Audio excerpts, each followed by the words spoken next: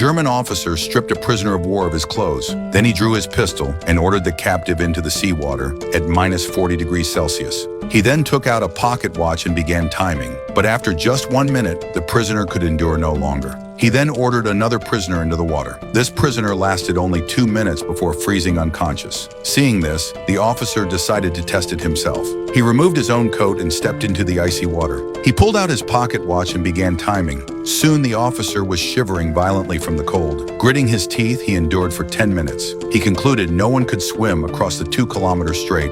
Yet one prisoner not only swam across, but successfully reached the border. However, the border had been completely sealed off by German forces. The man wanted to leave quickly, but he was so nervous he accidentally slipped and fell. A German officer noticed him, but only picked up the man's hat and returned it. Shortly after the man left, the officer suddenly realized this man was the escaped prisoner of war. He immediately dispatched a fighter plane to pursue him. The man skillfully dodged the bullets with agile maneuvers, but the bullets triggered an avalanche, and the man was instantly buried in snow. The fighter plane assumed he was dead and departed, yet the man miraculously survived once more. Dragging his wounded body, he pressed on towards Sweden. Thus began his 20-day escape. Finally, an opportunity arose. Norwegian reindeer were migrating en masse to Sweden. The man resolved to hide among them, but disaster struck. The rope on his sled snapped. Without the reindeer's cover, the Germans quickly spotted him. He pushed the sled with his hands and hid behind a rock. German soldiers approached him with rifles drawn. Knowing escape was impossible, he prepared to surrender. Suddenly, a reindeer returned to his side.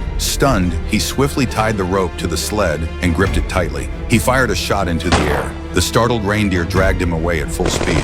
Finally, he crossed the border and escaped to Sweden.